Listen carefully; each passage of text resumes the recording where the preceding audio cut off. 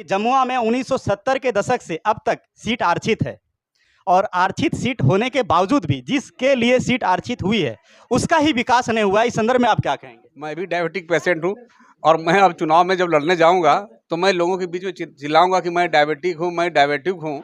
जोहार आईना प्लस। और आज हमारे साथ गांडे के पूर्व विधायक जयप्रकाश वर्मा जी है जो काफ़ी एक्टिव रहते हैं क्षेत्र में, और हमारे साथ कांग्रेस नेत्री मंजू कुमारी जी है, यानी यूँ कहें तो इंडिया गठबंधन दोनों आज हमारे साथ हैं। और हम कुछ सवालों पे आज चर्चा करेंगे और जानने का प्रयास करेंगे कि डुमरी विधानसभा या फिर कोडरमा लोकसभा को लेके क्या विचार है। दादा जोहार आपका। जी जी, जोहार सभी श्रोताओं को।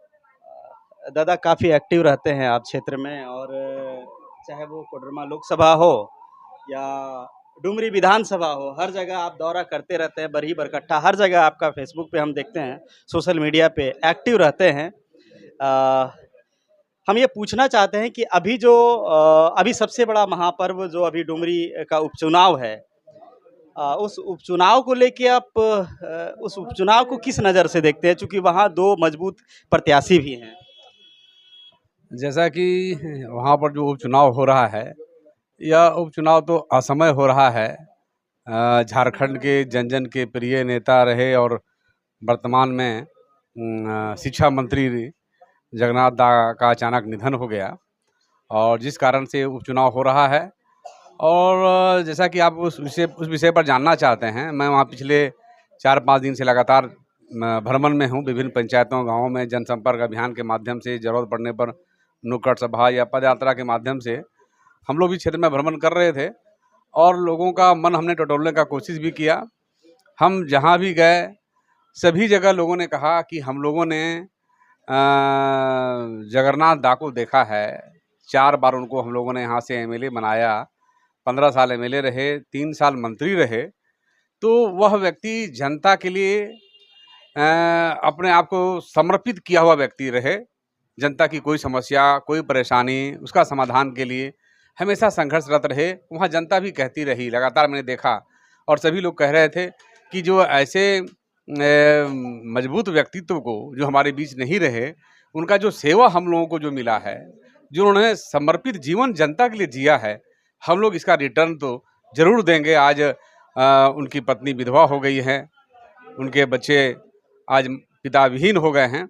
तो हम सब उनके सेवा के कारण, उनका जो सेवा था, समर्पण था जनता के प्रति, हम लोग हर व्यक्ति उनको देने के लिए तैयार हैं। मैंने देखा है दादा, लेकिन एक चीज़ है कि आज से सुप्रीमो जब नामांकन हो रहा था उस समय सभा में आए हुए थे, तो सुदेश महतो जी कह रहे थे कि डुमरी विधानसभा में एक जरा सा भी विकास नहीं नज़र आ रहा है, दूर दूर तक विकास नहीं नज़र आ रहा है। तो इस संबंध में आप क्या कहेंगे? जैसा कि ये तो विपक्षी हैं, चुनाव लड़ रहे हैं, और जब चुनाव लड़ रहे हैं तो उनको लगता है कि हम कुछ बोलेंगे तो शायद जनता को हम अपने तरफ आकर्षित कर लेंगे, इसीलिए उजूल फजूल बोलते हैं। क्योंकि हम जब घूम रहे हैं, पहले भी मैंने देखा कि वहाँ पर किस प्रकार से सड़कों का जाल फैला हुआ है।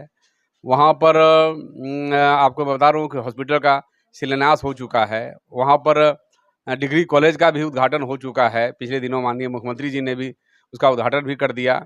और विकास की, जैसे ग्रामीण क्षेत्रों की मैं भी भ्रमण कर रहा था, तो गांव के अंदर मैंने देखा कि पीसीसी बने हुए हैं। तमाम गांव के इलाकों में पेयजलापूर्ति योजना के माध्यम से पीने के पानी की व्यवस्था वहां समुचित ढंग से की हुई है। और इन चीज़ों के साथ साथ मैं बताना चाहता हूं कि जगन्नाथ दा बहुत सक्रिय व्यक्ति थे, और ये बात मैं इसलिए बताता हूं कि जब हम 5 साल उनके साथ विधायक रहे, तो वो ऐसा व्यक्ति थे कि हमारे डुमरी विधानसभा क्षेत्र का प्रश्न विधानसभा में जाए और सरकार से समाधान लेके आए। इसीलिए जो शून्यकाल होता है, प्रत्येक दिन उसका प्रश्न डालना पड़ता है, और मात्र 15 प्रश्न का सिलेक्शन प्रत्येक दिन होता है। तो उस प्रश्न के सिलेक्शन में भी सबसे 1 नंबर पर रहने वाले जगन्नाथ दा थे, और उसके लिए रात रात भर हम लोग भी जागते थे कि रात में 12 बजे हम जाके क्वेश्चन देंगे, मेरा नंबर 1 होगा, मेरा नंबर 2 होगा। 15 में आना होता था, जो 15 में आगे उसी का क्वेश्चन होता था। तो जगन्नाथ दा इतना समर्पित व्यक्ति थे कि प्रत्येक दिन उनका प्रश्न आता ही था, और 1 नंबर पर आता था, 1 नंबर पे आता 1 नंबर पर आता था। देखिए, जगन्नाथ दा की जो बात कर रहे हैं हम, जहाँ तक ये खबर हम लोग भी देखते हैं कि उनकी गाड़ियों में उनका मोबाइल नंबर का अंतिम ऐसा कुछ 1932 रहता था, यानी कि 1932 यूँ कहा जाए कि उन्होंने दिल में बसा लिए थे। हर वक़्त विधानसभा हो, वो सत्र में हमेशा इस बात को उठाते थे कि 1932 पे हम लोग काम कर रहे हैं। 1932 झारखंडियों के लिए बहुत ज़रूरी चीज़ है, उसका हर्ट है, उसका जो है सो ये है। लेकिन वही चीज़ हम यहाँ देखते हैं कि जो सुदेश महतो 1985 को लेके जो मिठाई बाँटे हैं, ये बात आपको भी पता होगा कि 1985 को लेके जो मिठाई बाँटे हैं, वही सुदेश महतो देखते हैं कि रेलवे पुल में या सड़कों के बड़े-बड़े पत्थर पे किनारे 1932 का ऐसा कुछ स्लोगन लिखा हुआ रहता है। तो 1985 पे फिर वो मिठाई क्यों बाँटे? यही तो आदमी का कथनी और करनी में इसे अंतर आप है। क्या कहेंगे? आदमी का उसका चेहरा दिखाता है कि भैया सुदेश जी, जनता को जब चुनाव का समय आ गया और वो देख लिए कि जनता 1932 चाहती है, झारखंड की जनता 1932 चाहती है, क्योंकि 1932 हमारा पहचान है और 1932 आने पर झारखंड वासियों को यहाँ पर तृतीय और चतुर्थ वर्ग में नौकरियों में अधिकार मिलेगा, हक मिलेगा, हमारे मैक्सिमम लोग यहाँ नौकरी पा सकेंगे। तो ये चीज़ लेकर के जेएमएम लगातार लड़ रही है और जेएमएम अलग राज्य के निर्माण का जो आंदोलन चल रहा था, उस दिन भी हम 1932 की लड़ाई लड़ रहे थे। और जब सुदेश महतो तो लगा कि भाई बीजेपी को खुश करना है, तो बीजेपी को खुश करने के लिए पहले 1985 वाला में मिठाई बांटते हैं, और जब जनता मांग करती कि 1932 ही चाहिए, तो अब 1932 को दीवार में झूठा लिखते हैं। ये फ्रॉड लोग हैं, ये जनता को भड़काने वाले लोग हैं। जनता इस बात को समझती है कि कभी आज कुछ कहते हैं, कल कुछ कहते हैं, और कभी गठबंधन बनाते हैं, कभी गठबंधन तोड़ते हैं। किस प्रकार से आप स्वार्थ में बिजी हैं, ये किसी से छिपा हुआ नहीं है। और ऐसे झारखंड के माने जो झारखंड राज्य के होने वाले के बाद भी झारखंड के हितैषी नहीं हैं, राज्य के लोगों का हित नहीं चाहते हैं, जनता की जो मांग है उसको पूरा नहीं करना चाहते हैं, अवसरवादिता में जो लोग लगे हुए हैं, तो ऐसे लोगों को जनता भली भांति समझती है, परखती है। बात यहाँ भी आके अटकती है ना, जैसे कि अभी जैसे जिन मुद्दों को लेके टाइगर दा ये करते थे, आज उन्हीं मुद्दों को लेके उनकी पत्नी जो है सो चुनाव में है। जी। और वही चीज़ को लेके अभी जो आंसू घड़ियाली आंसू लेके जसोदा देवी जो है सो सभा करती है और आंसू बहाते हैं। जो उनका पुत्र है जो कैंसर से शायद पीड़ित है, ईश्वर करे अच्छा भी हो जाए, लेकिन वो उस पुत्र को आगे करके आंसू बहा के जनता से जो वोट मांगती है, तो ये थोड़ा सा डुमरी का जो चुनाव है जसोदा देवी और बेबी देवी के बीच में, ये थोड़ा सा कॉन्टेस्ट समझ में नहीं आ रहा है। इसमें कौन विनर हो सकते हैं, चूंकि आप एक वरिष्ठ नेता भी हैं? देखिए, वो तो अब वो क्या है, आज तक तो हम लोग कोई नहीं जानते हैं कि अगर कोई बीमार है तो बीमार हो सकता है, कोई भी आदमी बीमार होता है। मैं अभी बात कर रहा हूँ, मैं भी डायबिटिक पेशेंट हूँ, और मैं अब चुनाव में जब लड़ने जाऊँगा तो मैं लोगों के बीच में चिल्लाऊंगा कि मैं डायबिटिक हूँ, मैं डायबिटिक हूँ, मुझे वोट दे दो। तो ये तो जनता को फैसला करना है और जनता को समझना है कि क्या करना नहीं करना है। अगर कोई बीमार है तो उसको इलाज कराना चाहिए, इलाज करा के ठीक होना चाहिए। हम लोग भगवान से प्रार्थना करेंगे कि वो जल्द इलाज भी कराएं और स्वस्थ होकर आ जाएं, तो उसके लिए हम लोग कोई बात नहीं है। परंतु ये रोने से भी वोट मिलता है क्या? ये राजनीतिक प्रोपेगेंडा खड़ा करना चाहते हैं, तो उसके लिए हम लोग को कोई दिक्कत नहीं है। जनता सब समझती है, नहीं कहता, जनता सब जानती है और जनता तमाम चीज़ों को परखती भी है। आज जनता जो है वो जज की कुर्सी पर बैठी हुई है, चुनाव है, मतदान करना है, और इनका एक एक मत कीमती होता है। और मैं तो जनता जनार्दन जो न्यायाधीश की कुर्सी पर बैठी है, उससे हम कहना चाहते हैं कि आप तमाम चीज़ों का फैसला करेंगे कि क्या करना चाहिए, कौन आपके सेवक सच्चे सेवक हैं। जगन्नाथ दा ने 18 साल जिस प्रकार से जनता के लिए अपने आप को न्यौछावर कर दिया, मैं बताना चाहता हूं कि जब कोरोना काल आया 2020 में, उस कोरोना काल में भी लगातार जनता की सेवा में लगातार वो लगे रहे। आज सुदेश महतो चूल्हा प्रमुख की बात करते हैं, हम कहते हैं कि कोरोना काल में जब तमाम चीज़ें बंद थी, जब मजदूर मजदूरी नहीं कर पा रहा था, उनके पास दाने दाने की समस्या आ गई, आपने उस दिन चूल्हा प्रमुख की चिंता क्यों नहीं की?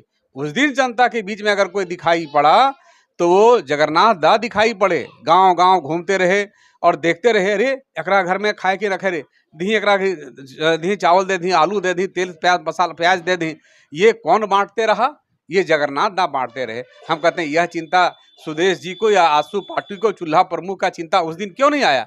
तो जो जनता के बीच में रहेगा, जनता का काम करेगा, निश्चित रूप से जनता तमाम चीज़ों पर फैसला लेती है और बेहतर फैसला लेगी। तो उम्मीद है कि बेबी देवी इस बार विन करेगी। हाँ, वो जगन्नाथ की सेवा जो रहा है, लगातार जो सेवा रहा है, लोग उसी सेवा को श्रद्धांजलि देंगे और बड़े अंतर से जीतेगी। मैं तो जैसा देख रहा हूँ जनता का रुझान कि इस बार बेबी देवी जी को 1.5 लाख से ज़्यादा मत प्राप्त होंगे और बहुत बड़े अंतर से वो बहुत जीतेंगे। बड़े।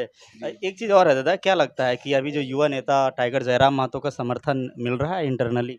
कुछ कहेंगे आप? उसके बारे में तो मुझे कुछ पता नहीं कि कौन ये जयराम है, क्या कर रहे हैं, नहीं कर रहे हैं, मैं नहीं जानता उनको।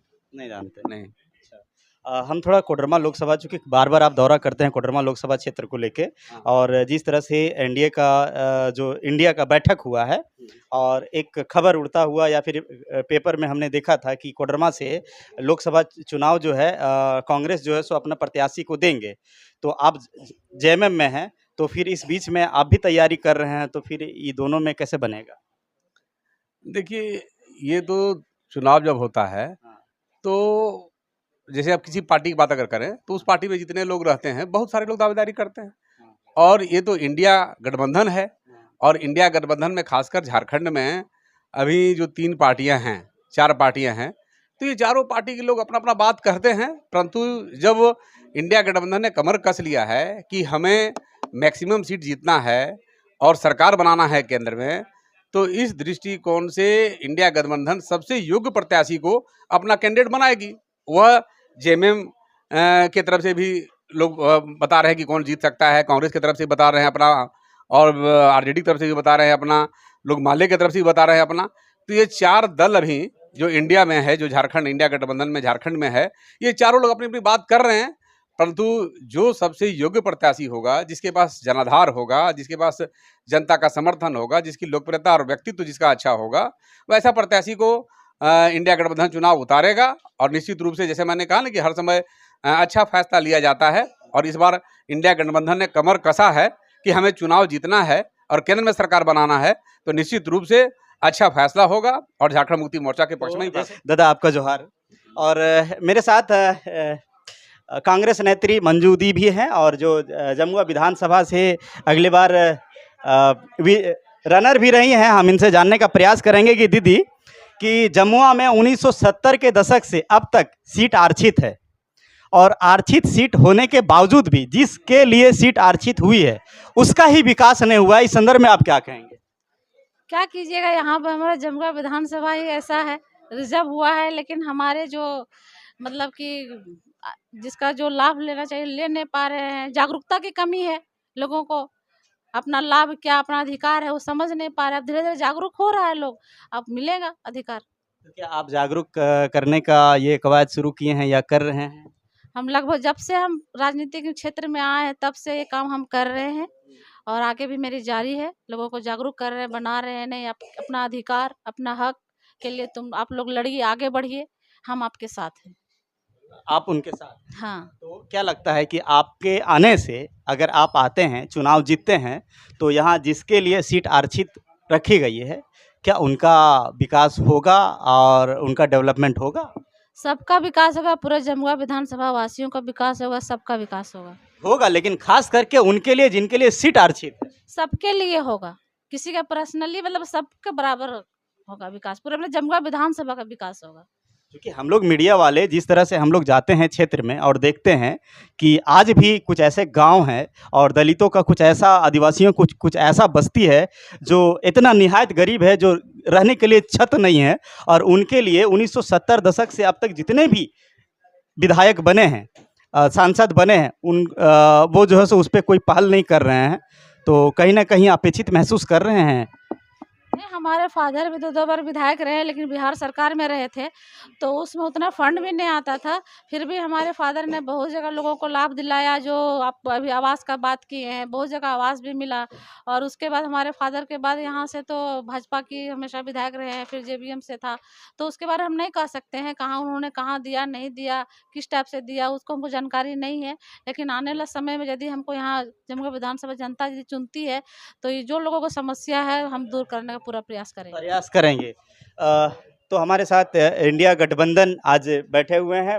माननीय पूर्व विधायक जयप्रकाश वर्मा जी बैठे हुए थे, और डॉक्टर मंजू कुमारी जी। जैसा कि हर सवालों का हम जानने का प्रयास किया, चाहे वो डुमरी का उपचुनाव हो, या फिर कोडरमा लोकसभा हो, या जमुआ विधानसभा क्षेत्र की जो मूल समस्या हो, जिनके लिए सीट आरक्षित किया हो, ये जानने का मैंने प्रयास किया। साथियों, आपको कैसा लगा कमेंट सेक्शन में ज़रूर बताइएगा। फिलहाल मिलते हैं नेक्स्ट वीडियो में, तब तक के लिए पंकज कुशवाहा को दीजिए इजाज़त। जय हिंद, जोहार।